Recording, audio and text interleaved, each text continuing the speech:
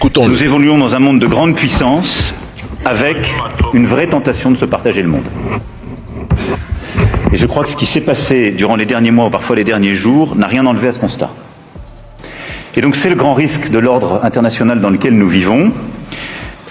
Les États-Unis sont une puissance établie mais qui se détourne progressivement de certains de ses alliés et s'affranchit de règles internationales qu'elle promouvait encore récemment. Et la Chine est une puissance toujours montante qui doit faire le choix de partenariats diversifiés mais qui témoigne d'une agressivité commerciale de plus en plus désinhibée, et surtout depuis la période de sortie Covid, et qui met à mal aujourd'hui l'économie européenne. Et puis nous continuons d'avoir des puissances de déstabilisation, la Russie, avec l'Ukraine et d'autres géographies, et les ingérences informationnelles et autres, et je pourrais citer l'Iran et plusieurs autres. L'Afrique, nous avons notre mot à dire. Il est inadmissible que des pays qui nous parlent aujourd'hui de droits de l'homme et le droit international se soient construits et continuent de prospérer en détruisant les autres, imposant un monde régi par le deux poids deux mesures. Dans l'échiquier mondial, le respect ne se décrète pas, il se protège. La souveraineté ne se demande pas, elle s'arrache.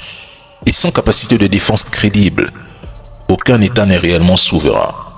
Refuser à l'Afrique le droit de s'armer, c'est vouloir la maintenir éternellement faible, dépendante, exposée et attaquée, alors que toutes les grandes puissances ont bâti leur sécurité et leur influence sur le rapport de force, le rapport de puissance. L'armement de l'Afrique n'est pas un appel à la guerre, mais une condition de survie, de dissuasion et d'équilibre, car dans un monde où seuls les forts imposent les règles, ceux qui ne peuvent pas se défendre sont condamnés à subir. Concernant l'Europe, le président Macron parle de partage du monde, d'Europe forte, des États-Unis dominants et d'une Russie néocoloniale. Mais a-t-il oublié que l'une des plus grandes craintes historiques des États-Unis a toujours été l'émergence d'une Europe unie capable de devenir à long terme une rivale stratégique de la puissance américaine? Malheureusement, tout a été fait pour empêcher les États européens, à travers des dirigeants soumis au sein de l'Union européenne, de dépasser leurs divisions et d'atteindre une véritable unité politique comme l'ont fait les États-Unis. L'intégration européenne s'est transformée en outil de mise sous tutelle, faisant de l'Europe un protectorat déguisé de Washington. Résultat, l'Europe a échoué et sera marginalisée pendant des décennies.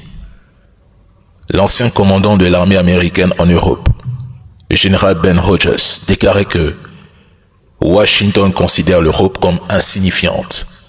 La personne qui l'a rappelé en 2025, en leur demandant clairement de cesser d'être des vassaux,